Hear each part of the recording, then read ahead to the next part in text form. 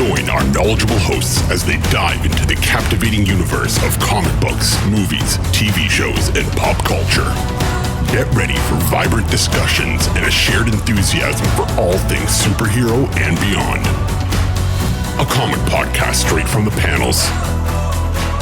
This is Beyond the Capes. All right, everyone, welcome back to another episode of Beyond the Cape podcast.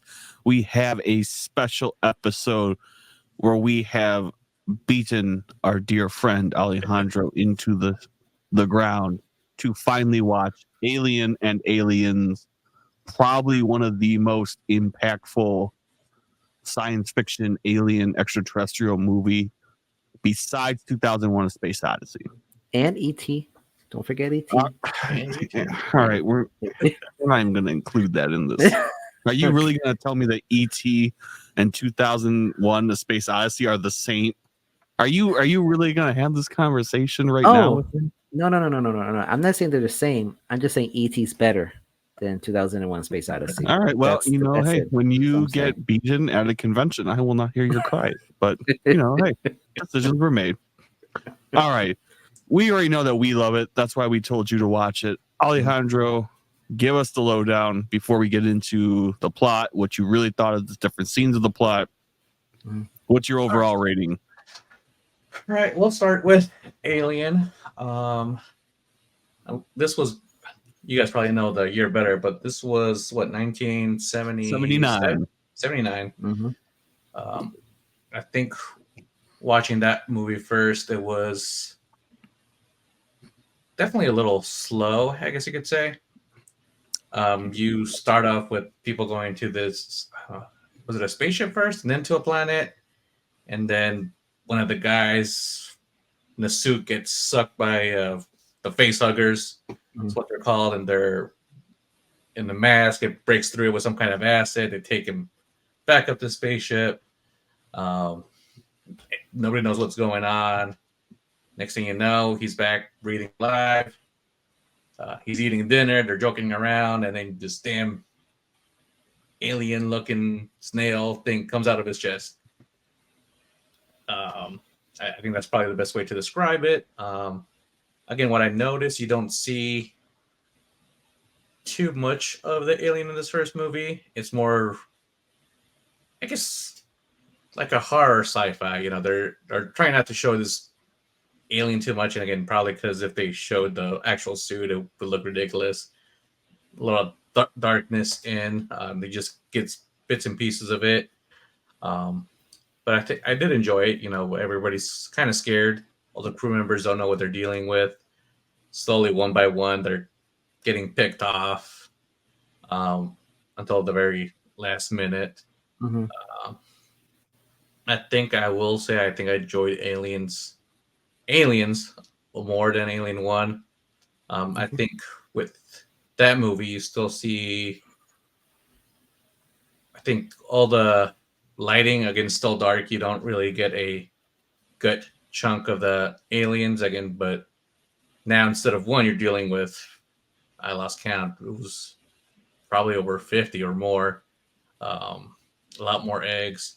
What I didn't expect to see so soon in the franchise, because I know they are, I think there's 4 in the original. You mean the films? Yeah, so there's Aliens, Alien 3, and then Alien Resurrection. Yeah. Unless we're counting AVP I was not 2. counting that one. I wasn't counting those yet. And then Prometheus, and then what was the sequel to Prometheus? Alien Covenant. Covenant, Alien yeah. Covenant. Alien And I think now they have Alien Romulus. Yeah. It's coming out soon. I was not expected to see the Queen in the second movie. I thought she would have came out more in the other Aliens 3 or the part 4. I think the Alien Queen looked a lot more scary. Mm-hmm. Just so nasty how you saw how she was putting the eggs down with her, I don't know, tail or whatever you want to call it. Right. But I think I enjoyed the second one more. Definitely had more action. And I didn't realize one of the actors that was in Terminator 1 was also in this film. Yep. Michael Biehn. Michael Michael Biehn. Biehn.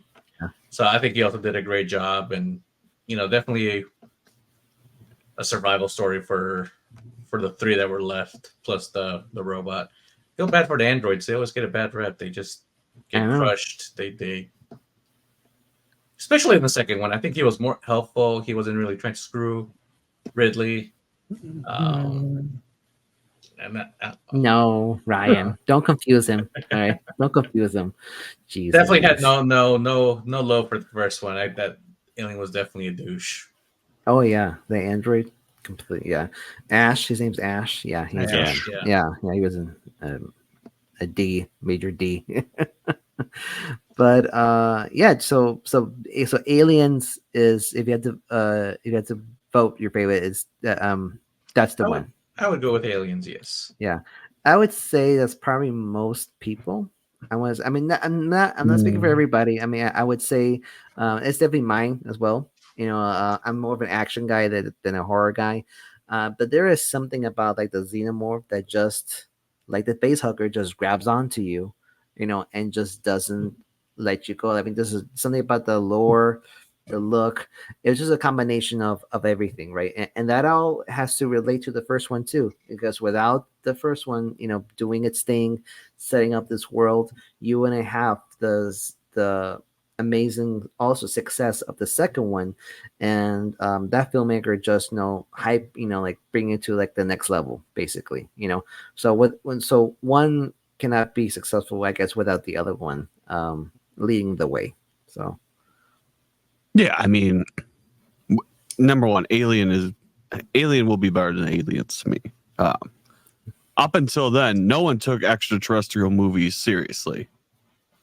I mean, Alex trying to tell us that E.T. was, no one really took Aliens seriously. Well, to be fair, Star Wars came out before Alien. That's a whole.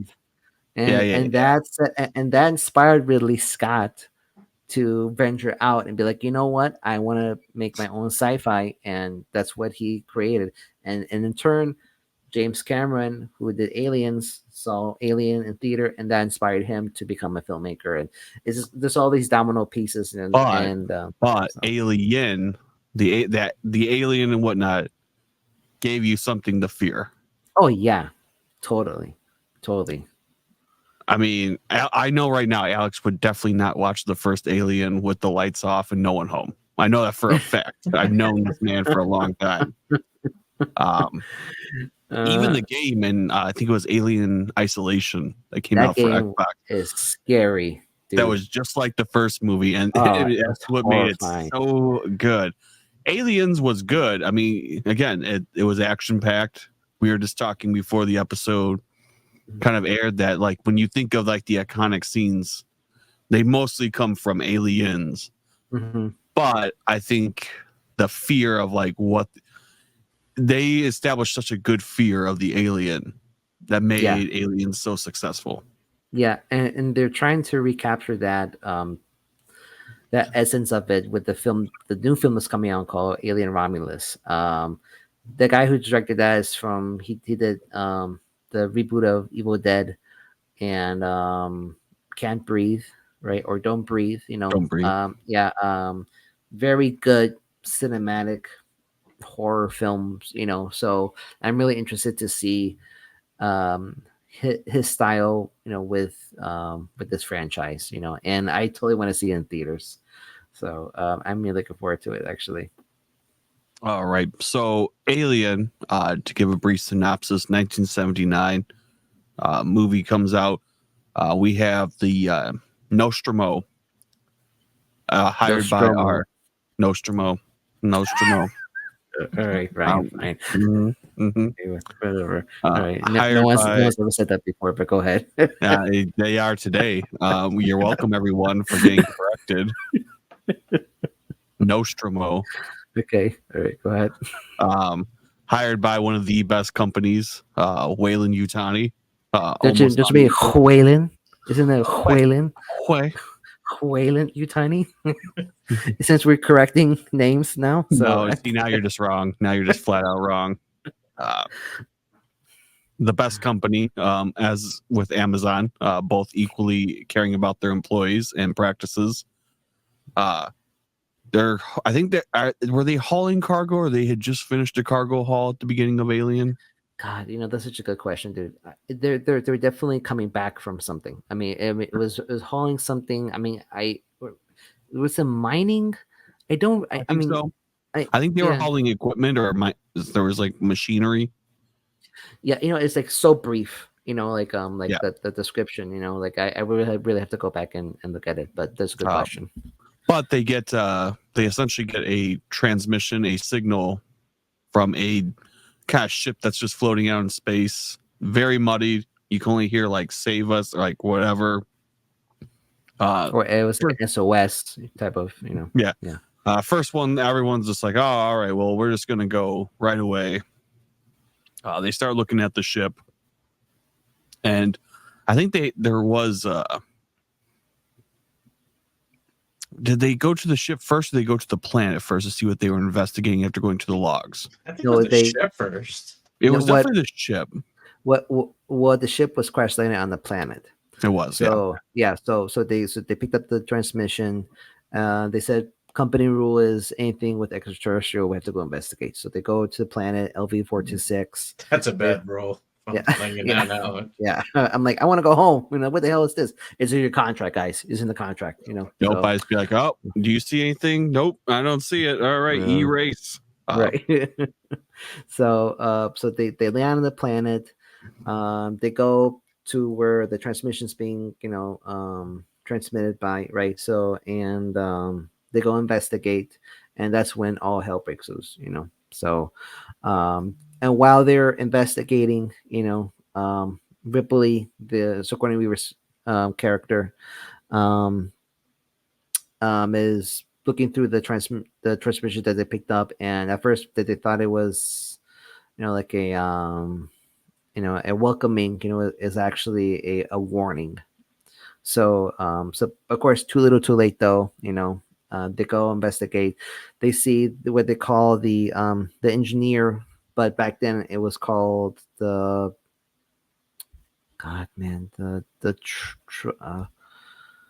trucker. They had a name for the engineer back then. It was I don't know why I'm forgetting it, but anyway, so there's a hole. Looks like something happened here. They go investigate. That's when the face hugger comes out, grabs onto one of the guys. They bring it back to the ship. At first, Ripley doesn't let them on, but then Ash, asshole, lets him on the ship, and then Ryan, I think you could probably explain better what happens next after that. I mean, number one, this movie would be over if they just let Ripley follow OSHA protocols and blast his ass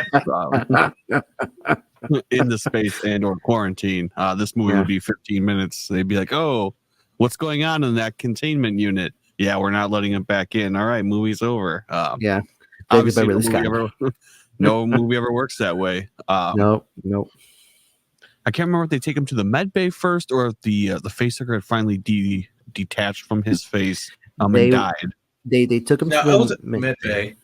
Yeah, and what I thought was, I guess, amazing and crazy about this thing, the facehugger was tightly wrapped around this guy, around his neck. They tried putting off, nothing happened. Even tried to cut like a piece of the tail, and I think its blood just squirted out, and it just started burning down the metal. Like it kept going down and down through the ship. Like it's a very, very strong acid, and they kind of had to let it ride to let it on its own.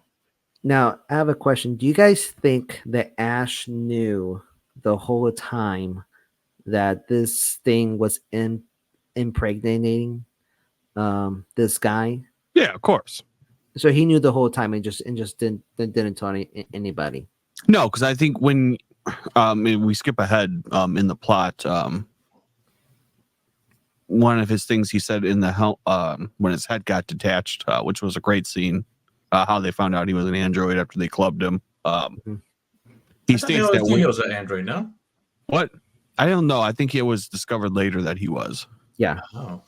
Yeah, they didn't know that he was an android. But he states that Weyland-Yutani wanted a full adult alien brought back for experimentation, which you wouldn't if you didn't know like there was in there, like you just be like, oh well, I can't bring you back a fully grown alien because who knows what the life cycle is or how long is it going to take to get this. Right. I mean, if he was really smart, he should have just put in some suspended animation and again end credits. Right. When Utani would have gone to him, you know, they would have locked him up. But right then we wouldn't have a movie. Right. Well, I think that's the other crazy part. You don't realize how fast this thing grows. Yeah. Like it all it takes. I feel like this is all within hours. Facehugger gets you. You're knocked out about 2 hours. You wake up for another hour. And you're dead. Yeah. An hour to 3 hours. Next thing you know, something pops out. And even then, after it pops out, it's almost like a full-grown animal within hours. I don't even think it's days. At least that's the feeling that the movie gives, that this is all happening within less than 12 hours. Yeah. That's why Ash says it's a perfect organism. I mean, it's pretty. And it's one of those creatures that like still remains like such like a really bad villain. You know, because it's so fast, it's so deadly. It has like a defense mechanism that like even if you try to kill it, you know, like you're gonna get sprayed. You know, like you'll die trying to kill it, basically. You know, unless you shoot it out into outer space. You know, or you shoot it from like long range or something like that, you know. So it's just it's just one of those iconic. I mean, it's an iconic creature that that people think of when they think of like dangerous aliens or something. So yeah. Now, I mean, the best thing about the aliens, this part where we're at is after they kind of cut the tail off and the thing kind of like skitters away and dies, and they think like, oh, no harm, no foul. Probably what leads to one of the best cinematic sequences of all time is the chest burster scene. Oh yeah, where he's eating in the cafeteria. They're all joking around like, oh, you know, can't wait to go home. Life is cool. And you just see him like, you know, like, and then all of a sudden he just starts really like convulsing and he falls on the table. You see him kind of grabbing at his chest and stomach, and you almost kind of you see like the little like crawling up, and then all of a sudden you just see this stuff. Yeah, I mean that is probably, like I said, that goes down in probably the vault as one of the, again, the most influential scenes. I mean, it was in Spaceballs. It's been, I think, in Family Guy. Like it's been parodied so many times. Oh, so many times. Yeah, it's such an infamous scene. Like everyone, when you say like, "Oh, this is just like the chest burster scene," almost everyone knows what you're talking about. Yeah, no, for sure. I'm pretty sure I saw that first chest burster scene was with Spaceballs and Alien. Alejandro's like, "What is this? Where did they even get this?" Right. I mean, I just got a kick out of the alien singing. I don't even know the song, but it's just a famous song. It's an old song. Hello, my baby. Hello, my honey. Yes. No. Thank God for Mel that Brooks. Was just. Gosh, that yeah. I mean, did it? I mean, like when you saw that, I mean, like where, because I'm curious, right? Like, because I think actually my first time seeing that chest burster scene was actually in Spaceballs too, but then later on I figured out it was from Aliens. Like, did you understand like the reference when you saw Spaceballs that was related to this Alien movie, or did you just thought it's Spaceballs? No, I knew Spaceballs was a parody of other movies. Like I think most of it is like Star Wars and right, Alien, and you guys probably know what other movies they tried to parody more. But again, when I saw this, I was, I want to say between 13 and 15, maybe. Oh man, that's late. Like yeah, that's late. So I think the only thing I really knew was, I think I've probably seen parts of like the Alien reference coming out of the chest, right, but I've never actually seen the whole scene.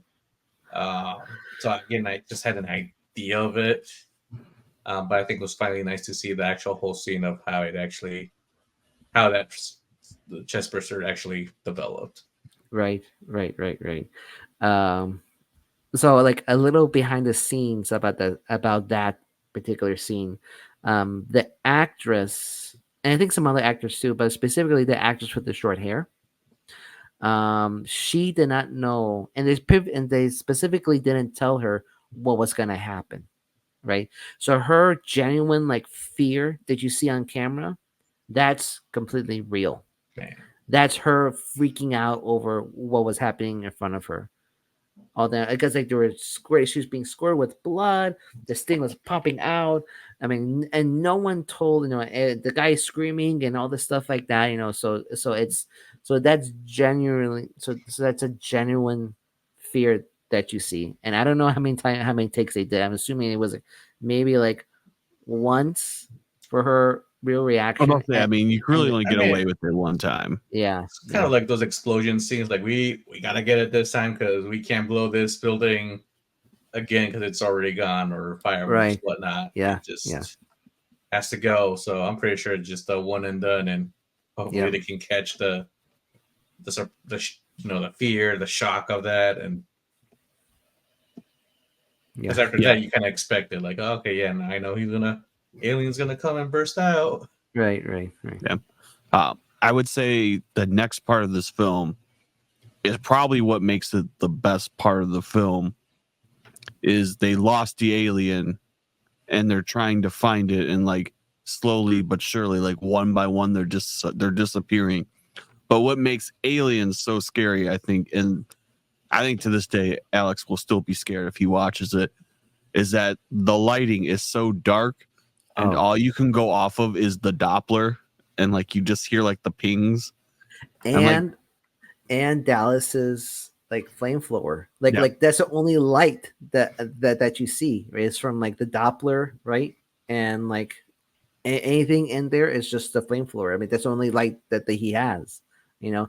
And like you start I'm sorry, go ahead, Ryan. I didn't mean to no, I was interrupt you. just saying like that. I mean, that was like that's pretty much like the next like really honestly 30 minutes of this film is like the crew trying to figure out a way to corner this as they slowly but surely like all start getting kind of separate. I mean, the alien is smart too. Yeah. And I think they really don't acknowledge that the alien every time it kind of goes through someone, like it gets more and more. That's what makes them so deadly is that it gets more intelligent and more fiercer as it keeps like evolving as it goes through people. Yeah. Um, I mean, yeah, and like that one scene where Dallas is like he's freaking out, right? I mean, like he's supposed to be kind of like the hero, right? Because he's going in there to flush him out, right? But he's like in the middle of it, he's just like he becomes like any one of us, right? He's just like, "F this, I want to get out of here. I'm done. Get me the hell out of here," right? And then like that's when he's like, "Okay, I'm leaving. I'm gonna go." And then that's when he gets killed, you know. And he's like lurking around, and like you just see like this thing just reaching out for him, to it's not even like it like rushes for him, it just reaches out.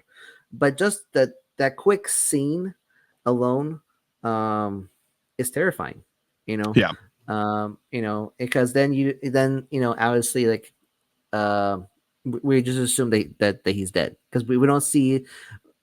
I mean, it's safe to assume that he's dead because you see him face to face with this thing, and then it cuts back to the crew, trying to reach out to him, Dallas, and this thing goes pretty quickly with killing the crew. They're like, I'm surprised how long they waited, how long it waited for Ripley to discover Ash's secret orders. I mean, yeah. and stuff like that. I was just assuming it was just like bolting. All right, like I'm on a roll, But like you said, like it with every kill, it gets more intelligent. It gets a little bit braver, and finally, it gets a little bit more ballsier because it used to pick them off one by one, right, until the very end, where he confronts the two crew Parker and members. Lambert, yeah, Right. I mean, like it comes and he's like, you know what? I'm gonna attack these people at the same time. That's how confident this thing is, in his in his viciousness. So Yeah, I mean, I think that's the bulk of this movie, and that's what this is what really defines the movie. The next part that really defines it is again when Ripley kind of gets secluded with Ash, and they're trying to make a plan. Like, we have to blow up the ship, we have to leave the ship. Something has to happen to prevent this thing, and that's when Parker clubs Ash in the head, and his head pops off, and he just goes on this monologue that Alex talked about earlier. That was the best monologue. He's like, it's like the ultimate killer, the ultimate evolution. I mean, he's in love with this alien. Yeah, it's the perfect organism, and then one of the guys is like, "Oh, you admire it. I admire its purity," and it's survival, and then and then he leaves it, them off with, I can't lie about your chances, but you have my sympathies, whatever. Dick. Yeah, I mean, hey, I mean, it was, everyone knows that, that's kind of also again, it goes with 2001: A Space Odyssey. There was definitely a theme, late 60s, early 70s, never trust a computer, don't do anything with a computer, don't ever trust them. Oh, if they could see us now. Right. I know. All right. So I think the worst part is you also have a cat in this movie, so now you don't even know what you're filing. Are you filing the cat or the alien? Well, I'm pretty even sure that alien used the cat as bait. Listen, if we have to be honest here, Jones, the cat does have a name. Alejandro, please Jones. give the cat respect, because that cat did, as far as I know, that cat lived. Jones cost probably some people's lives. Whoa, that's a steep accusation there. At least 2. Alejandro's a dog person. All right, so No, he's a dog person. So yeah, you gotta give him some. And even if Alex does hate Ash, you do have to give Ian Holm a shout out, because he will always be my favorite character in Fifth Element as Vito Cornelius. Oh, I love. Yeah, he played a great guy. He was great. He was just a great actor overall. Yeah. I mean, he could play anything. The actor could play anything. I mean, Ethan Holmes from Fifth Element, perfect hero. He plays a great hero. I mean, there's 1,000 films that I know that he's been in that he's just perfect in. But yeah.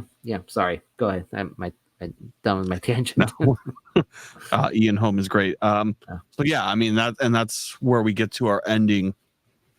Is they do end up blowing up the Nostromo. Okay, from Whalen Utani.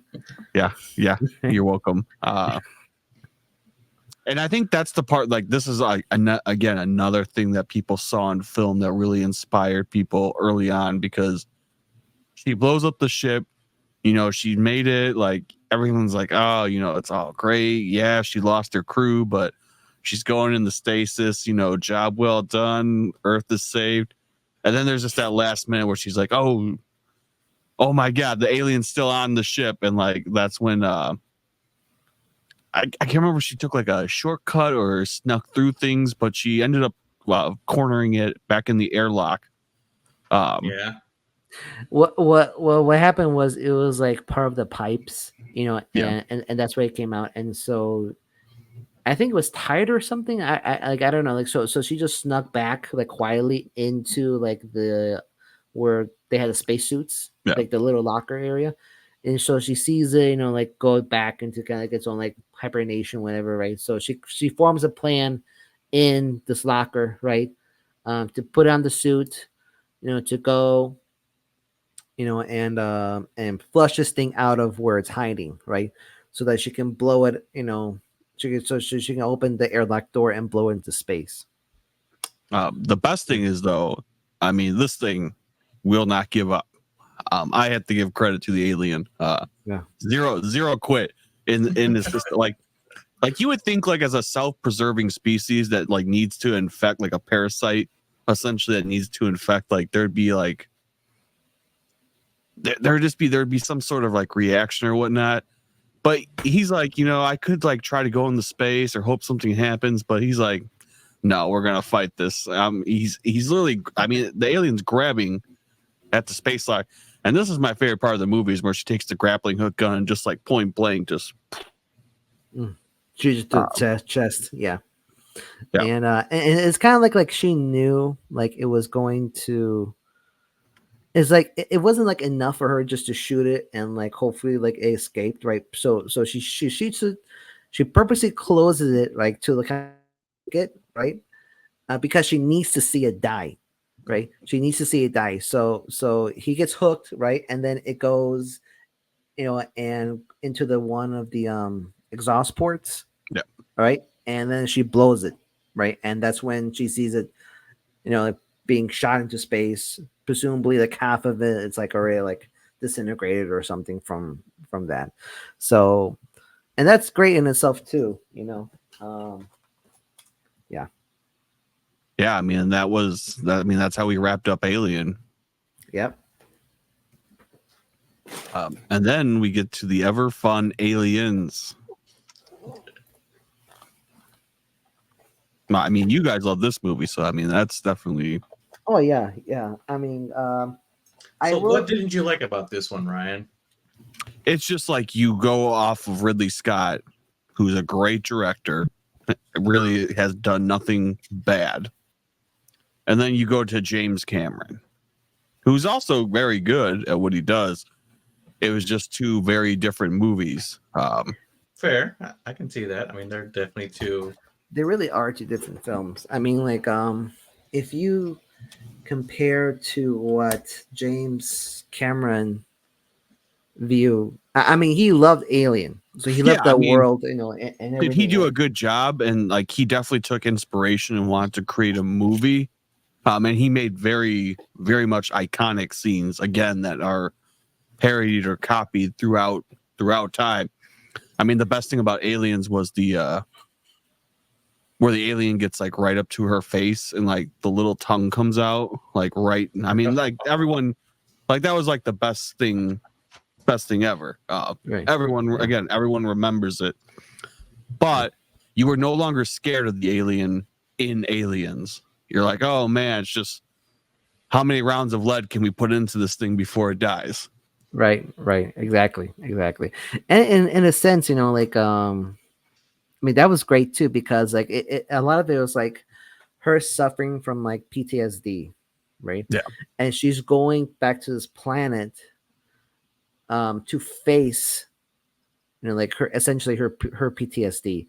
So, like seeing her like kind of like face her fear and stuff like that was great. But there's a lot of Aliens that Alejandro did not see, because on streaming they're only showing the theatrical version.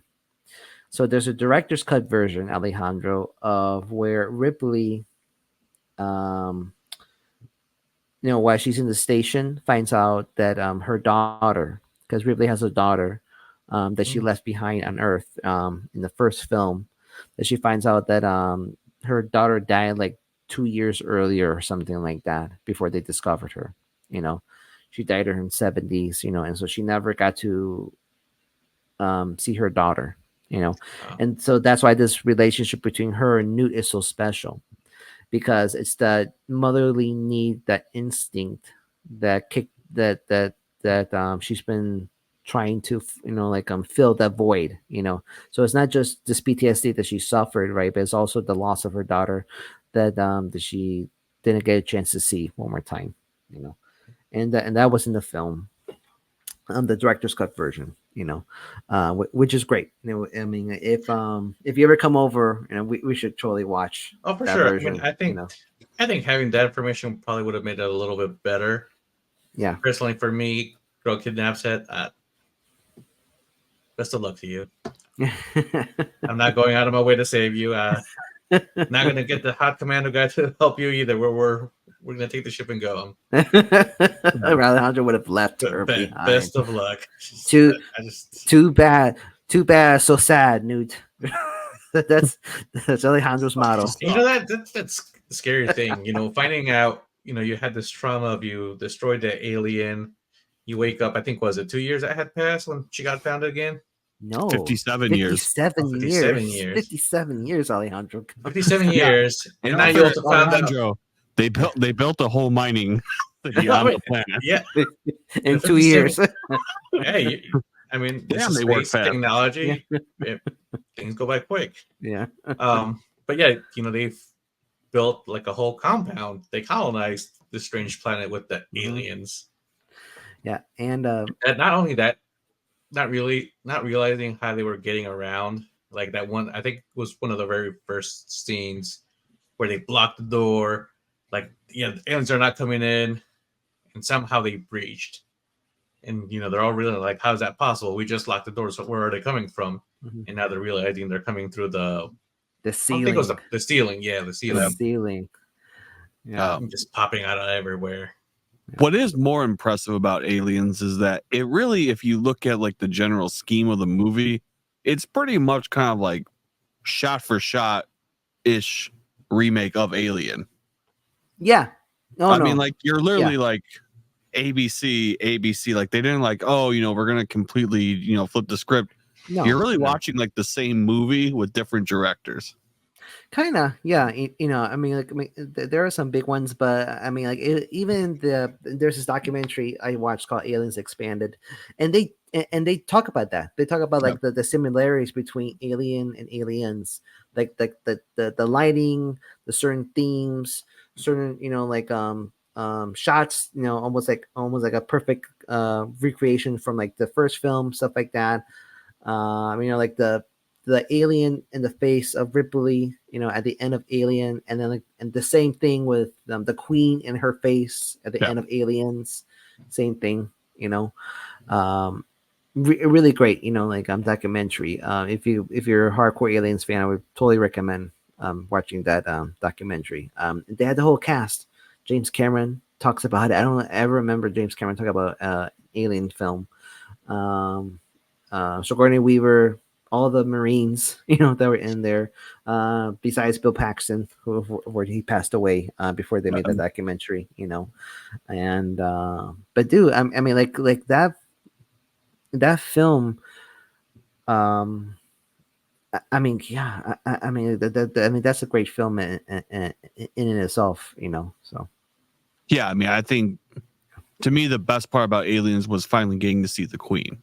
Yeah. Because I think that was the main problem with Alien. You wonder, like, they go to this planet, and like you just don't have that kind of like all these eggs and whatnot, and just like wonder like how do they get there? Like, what's the purpose? Like, how does the egg come first? I mean, like that's the whole thing: chicken or the egg, right? Where now you finally get to see like they have kind of almost like a hierarchy, where the Queen controls all of them. And is essentially what makes the egg. I mean, like, is expanding kind of the empire of the xenomorphs. Yeah, and here's the kicker too, Alejandro. Between the two directors, Ridley Scott had a deleted scene in Alien that showed his version of how the aliens replicate. And this version was there's this the two people that were captured, Dallas and the first guy, the one that had that was taken up. They showed them transforming into the alien eggs. Yeah. So this was Ripley Scott's version of how the aliens replicate, reproduce and stuff like that. And luckily they didn't show it, because that would have completely, I hate to say it, would have screwed James Cameron into showing, like being able to show the Queen and stuff like that, but sorry, go ahead, Ryan. No, just the Queen. I mean, I think that's like, you saw the alien, you wondered like, oh, could it really get more terrifying? Yeah. And then they made the Queen. You're like, yep, yes, it can. Yeah. Even in Alien Resurrection, when they did like the hybrid Queen, like new breed alien. Yeah, it was like half human, half alien. That was creepy. Very creepy. Yeah, it was like had eyes and stuff like that, Yeah, it was and very very unnerving. yeah. I mean, even now seeing some of these alien. I mean, we are at C2E2 with Tris Rex, who does Yeah. special effects makeup, and every year he keeps expanding his alien setup. Mhm. I mean, that was impressive to see a lot of that. I think he brought the Alien Queen there this year.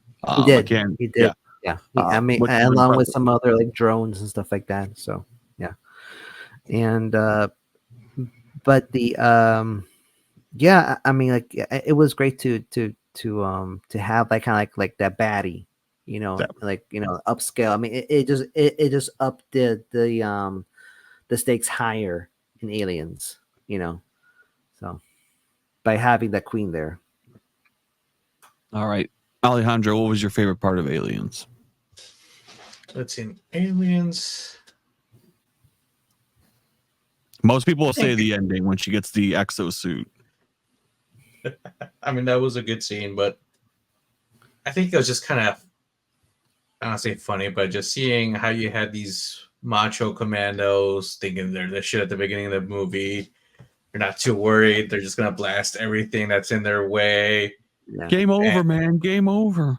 And once they see a piece of these aliens, they're just scared shitless. They're just, especially that one guy, like, yeah, no, let's leave. Let's just leave. Let's hit it. After whoever got left, they're gonna leave over. Yeah, I'm good. And what Ridley says, just blow up the whole station, blow up the whole planet. Let's just get out of here. Just Yeah, seeing their demeanor change of like, we're not badasses anymore. We're just survivors scared now. shitless. Yeah, Yes. yeah. And like that scene, like where you think they're gonna get off the planet, right? And like their their ship just takes a nosedive, into the planet and just barrel rolls towards them, ball of flame, all because a freaking xenomorph decided to like, hey, let me check this ship out. What's in here? Oh, hey, Ooh, cookies. yeah. I mean, maybe he just wanted a hug. Maybe he was like, hey, That's all it is. this That's is all my it is. place. She just freaked out. Ah, psh, Give me a kiss. Come here.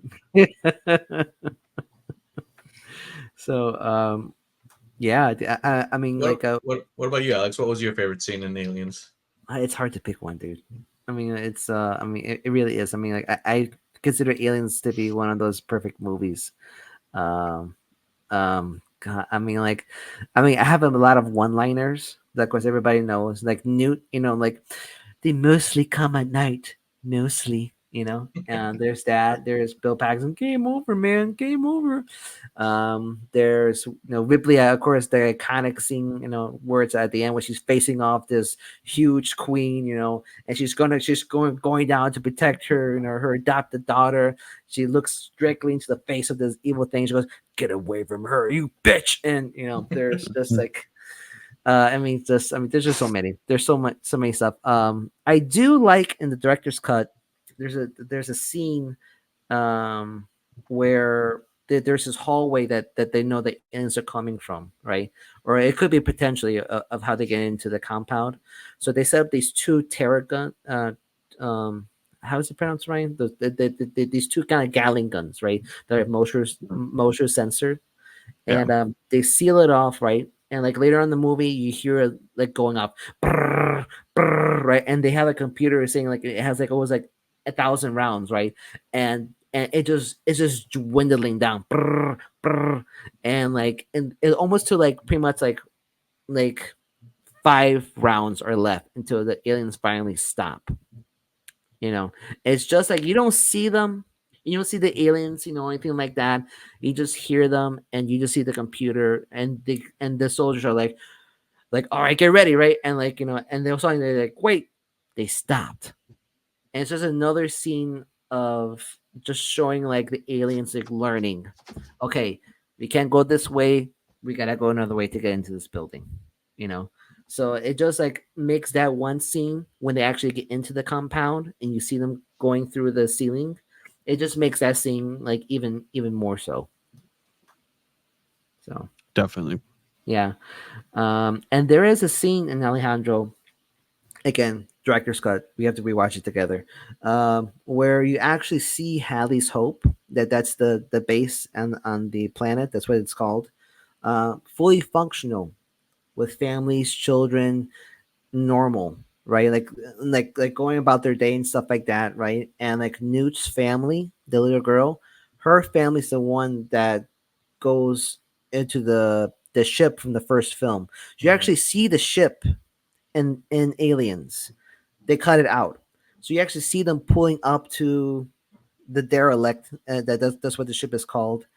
The parents going in, and then like hours later, like the mother's pulling the dad, right, and like opening the door and calling for like help, and you look down and you see the face hugger on the father, and then it cuts to Ripley smoking, at the back on Earth, or wherever she's from, and that's when they ask her, hey, we just we need you back on the planet, because we lost contact, and stuff like that. So there's this whole stuff in the director's cut that we missed, from the theatrical, that I think, I mean, as much as you like it now, I think seeing those deleted scenes, for sure, it will make it the film even more so for you. Yeah. All right, a rewatch. But yeah, the only thing I think I really wish they had ended Aliens differently was we got the exact same ending. Oh yeah. Yeah. Where we're going back to sleep. Also, I want to know what happened to Jones. Where is the cat?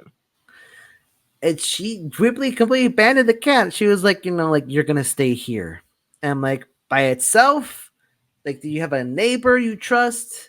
I think the cat was better off where it yeah. ended up. Yeah, the cat got off easy. That cat totally got off easy. He was like, I went through this shit once. I'm not gonna go through, and I'm not gonna bring go back with you to LV-426. You're crazy. Leave me here. So it was interesting to see that in the second movie, it wasn't an android that was sabotaging, wanting to capture another alien to experiment. It was actually a human. And even after seeing that, they might not make it out alive, he's still trying to get some embryos back to his company. I'm like, hey, he is a company man. Okay, he was definitely through and through. He even tried to get Ridley and the little girl impregnated, but those didn't. Well, clear. I'm starting to see that you have not seen, obviously, Aliens 3, which Alex loves so much. No, that's not even talking about that. I guess technically Aliens 3, Aliens 4, like, we could say that there might have been a successful impregnation-esque. Yeah. It gets a little weird at the end of Alien 3. Yeah, no People kidding. kind of die and then get resurrected by cloning, and yeah, if you're go through cloning. If you're really interested, Alejandro, go ahead, watch Aliens 3 and Aliens Resurrection. I mean, at that point, you kind of have to complete the. You have to complete the set. You really don't have to. You could have ended in Aliens and just assumed that they lived happily ever after, and because they deserve that. But that scene in Predator 2, when he's on the ship and he's seeing like all the skulls, and like you see that alien skull, that was like the best moment. You're like, whoa, wait a minute, this could actually happen. Oh yeah, that was great. And which, Alejandro, have you seen Predator? Or Predator? I saw the first one. The one with Schwarzenegger, right? Yep. Okay, great one. Part 2, not as great. That's what I heard. Except for that ending that Ryan just said. Not only that, but when Danny Glover, after he takes the one down, he's like, all right, who's next? Yeah. I'm getting too old for this. Best line ever. He says that, right? I'm getting too old for this. Probably. He says, wait, sorry, I got those confused with Lethal Weapon. But Alejandro, back to Carter Burke real quick before we move on. There's actually a comic book. They're currently released. I think they just finished around, called What If Aliens? Yeah, I'll show you the cover right here. Oh, okay. Oh, shoot. A little blurry, but I don't think you can see it. Okay, so, but anyway, so in this version, There you go. So in this version called Aliens, What If, Carter Burke actually lives, and he doesn't die, and he it kind of takes place like right after Aliens, Okay. and also shows like 35 years after the film. So it's been a really cool comic. But yeah, I think he gets a bad rap, Carter Burke. It's not, he's just following orders. You know, I he's got mean, he's got a family he needs to feed. Because this is a ruthless company. No, Wayland Yutani, completely after ruthless. You know, after encountering them, there's no amount of money that's worth it to try to bring something alive. it is kind of crazy that of all the films, like they never really got investigated or like shut down. Like they really just kept moving. Like they Well, there's never no had proof. they never had Oh the answer. God.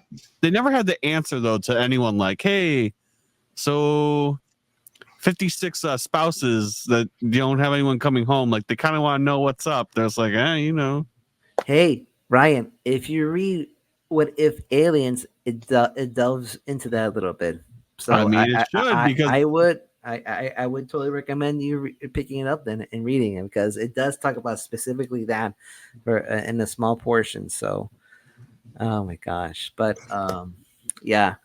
Sorry, go ahead. Sorry, I didn't mean to interrupt you. wow. Anyway, like that, I mean, that's the crazy part is that they really just kept going to like even if you watch Aliens 3 and 4, like they did not stop. They're not like, all right, let's You know look what? for another biological weapon. Okay, and to be fair, Alien Resurrection had nothing to do with Weyland Yutani. That had only to do with the military at that point. Same difference. Same Same difference. difference. Same difference. I agree. I agree. Same difference. But yeah, I mean, like Aliens 3, not the best film. Um, there is an adaptation called Aliens 3 from a different script that showed like everyone living, where it was Bishop, Hudson, Ripley, and Newt, right? And it takes place on a space station. But Ripley kind of like is in a coma, and so they kind of like write her off a little bit. Not kill her, but they just write her off. Newt goes back to Earth, and now is Bishop and Hudson having to deal with this bio engineered version of the alien that they found, because they found DNA in the ship, and so decided to clone it. So and it's a little bit mutated, so a little bit different version. They actually made an audio drama out of it on Audible. So Oh, yeah, there's a couple of alien audible dramas actually. We can get into that as well. But all of them are really good in my opinion. Yeah, but yeah, this film launched so many like everything, like I mean like from this film like launched, like I mean like books, comic books, video games, eventually Alien versus Predator. The thing that we were just talking about, it was so successful that like they did a cameo in Predator 2, which also years later they decided to make an Alien versus Predator movie. I like the first one. I despise the second one. The No, he same. loves it. Don't let him lie to you. No, I He did said not. I did not. Requiem, my favorite. I hate Requiem. I hate that. I really like the first one. Requiem was just like, why? Like there was no why.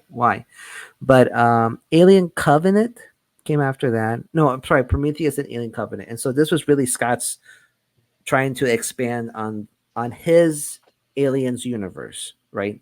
And I say that because like he's like he saw a vision of the Aliens universe that's very different from James Cameron's Aliens.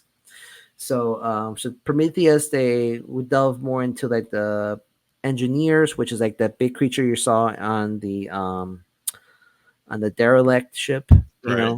and then like Aliens was kind of like the origin of the alien creature, which I hated. Like I always thought, like I thought, like the aliens creatures was better left as a mystery of their origin, rather than like showing where they actually came from. And I really don't want to get into it because I was just so disappointed with with how clearly Ridley Scott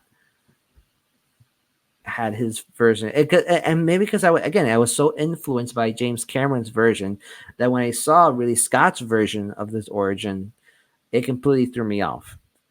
So, I mean, they kind of bleed into it when you look at like, I don't know. at least, well, Alex disagrees. He's like, nope. I mean, yeah. I mean, there was no alien queen in Alien Covenant. hey, you didn't need one, okay? I mean, and like when the chest burster came out of, even that was weird. I'm like,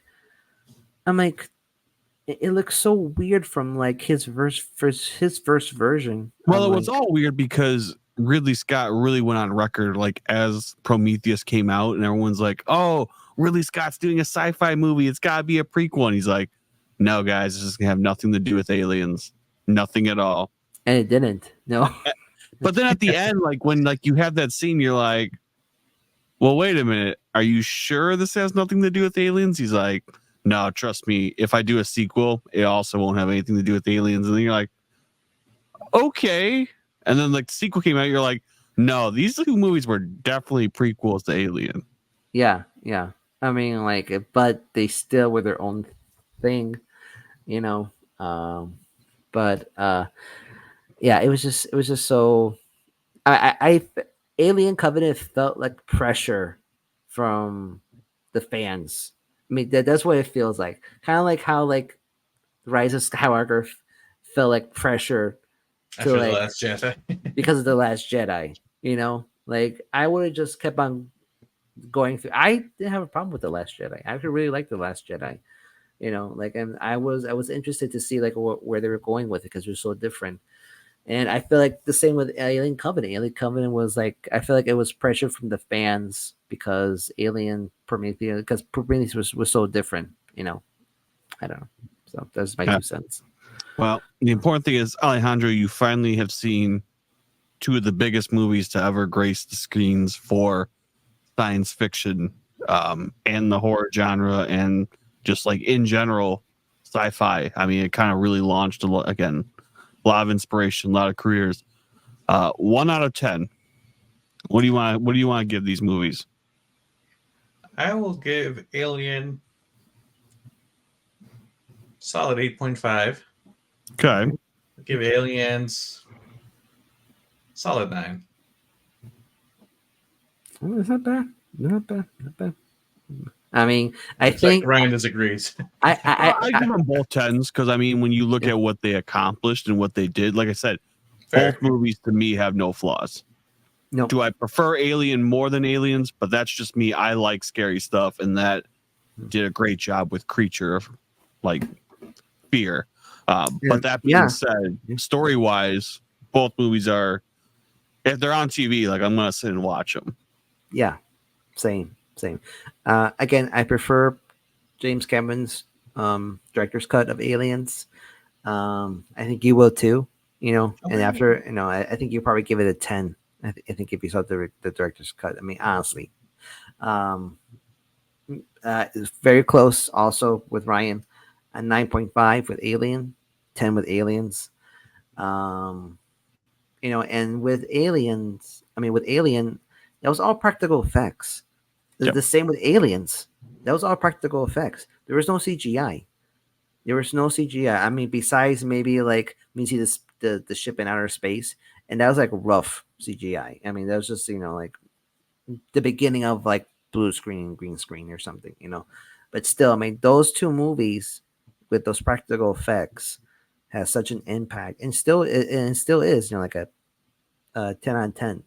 So, and that's just using like practical effects, miniatures, all that stuff. Lighting, I mean, Lighting has huge part to play in Alien. So, all right. Any closing thoughts?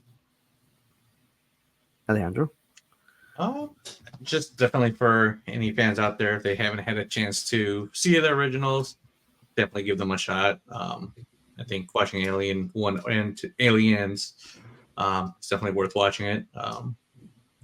If you want that scary feeling, probably watch it in the dark. It only took 20 lashings to get him to watch these films, but he did it. Wait, before we go, our next film that we have to have Alejandro see. So now that he's done watching Aliens, what's the next one, Ryan? Oh man, where do we begin? I was kind of. I mean, we're in the 80s, so I feel like the 80s for you, we need to catch you up on the 80s. Yeah. You've seen Back That's to the fair. Future. I did see Back to the Future. A Weird Science, I feel like, is one. I think I have one even more so that he needs to see. Raiders of the Lost Ark. He's seen Raiders of the Lost Ark. You've seen Indiana Jones. You've seen Temple of Doom. You haven't seen Temple of Doom or Raiders of the Lost Ark. I'm assuming that it's safe to say you haven't seen The Last Crusade. I haven't seen any of them. How do you? Except I saw what was the last one? The Crystals. The Dial of Destiny? Dial of Or the Destiny. Crystal Skull. You jumped saw right one. into the Crystal Skull. That's where you went straight decided to to jump Crystal in. That's where I jumped in. That's a bold choice in life. I think he should see Raiders of the Lost Ark, Ryan. I think mean, you have to watch all three of them. I mean, because they're it's each three. They're so different, and what makes them so good. I mean, all right, Sean Connery, we're the last one. was great. Temple of Doom has some of the best lines ever. Short Round is like the best part of that movie. Yep. Raiders of the Lost Ark might actually be the most serious to me of the Indiana Jones. I think you're right. I think it's pretty right. All right, Alejandro. So all right, I'll add it to the list. That's your next homework assignment for all when three. we do our reviews. And that won't be for like a while, guys. You know, we have some other stuff coming up. But yes, Alejandro. So for your homework assignment will be for those three films. God, how do you not know the Kali Ma? That just is heartbreaking news all the way across. Oh my goodness! All right. All right. Yeah. Well, thanks for everyone for listening. You can listen to this and other episodes wherever you get your podcast from, or enjoy seeing our wonderful, handsome faces on YouTube, if that is your choice. Everyone listening, hope you had fun. Tune in next time. Everyone, have a good night. Have a good night, everyone. Night, everybody, and signing off.